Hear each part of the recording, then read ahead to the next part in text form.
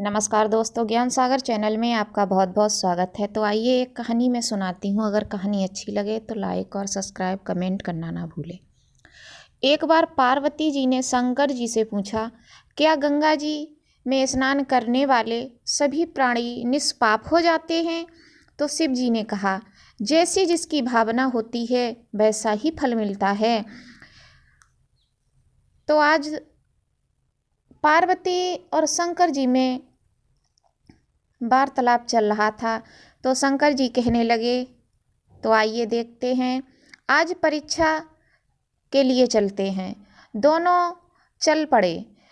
अब शिव जी एक ब्राह्मण के रूप में साधारण रास्ते पर एक कीचड़ भरे हुए गड्ढे में गिर गए। पार्वती जी युवती स्त्री का भेष धारण करके रोने लगीं। उस दिन कोई पर्व था, अतएव दूर दूर से हजारों मनुष्य गंगा स्नान करने आए थे। पार्वती की को रोते देखकर सब लोगों ने पूछा, तुम क्यों रो रही हो? पार्वती जी ने कहा, मेरा बूढ़ा पति इस गड्ढे में गिर गया है, इसे कोई निकाल दो तो भगवान उसका भला करेंगे। लेकिन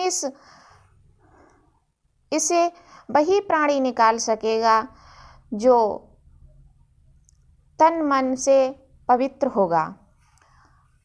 मनुष्य अगर निष्पाप मनुष्य ने कोई छुएगा, छूते ही भस्म हो जाएगा। ये सुनकर सबको आश्चर्य हुआ कि यदि मुझ में कुछ भी अपवित्रता हुई तो जल जाना पड़ेगा। इस प्रकार सारे मनुष्य एक दूसरे की तरफ देखने लगे और सोचने लगे कि मैं नहीं निकालूंगा। पता नहीं हमारे अंदर कौन से पाप होंगे जो हमें अपनी जान गंवानी पड़ेगी। इसी प्रकार कोई युवती को देख करके किसी ने भोले बाबा को निकाला नहीं कीचड़ से, और पार्वती मैया को देख करके हंसते हुए कोई तो ठिठोली यहाँ तक की करते हैं, कोई यहाँ तक कह देता है कि तू इस बूढ़े को छोड़ दे और मेरे साथ चल। बहुतेरे यात्री हर हर गंगे पार्वती नमहाए कहते हुए जा रहे थे आगे।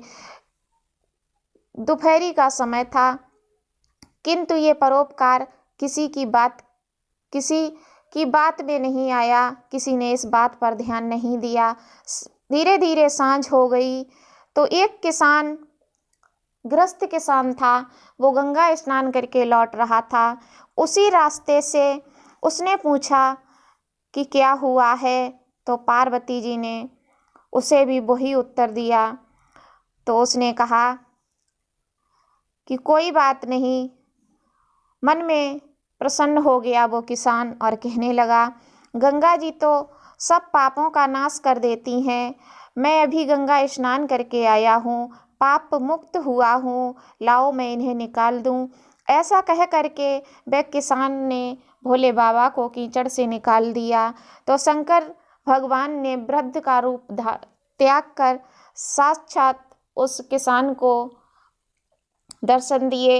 राधे राधे, जय श्री राधे कृष्णा। ये कहानी कैसी लगी कमेंट बॉक्स में बताना ज़रूर।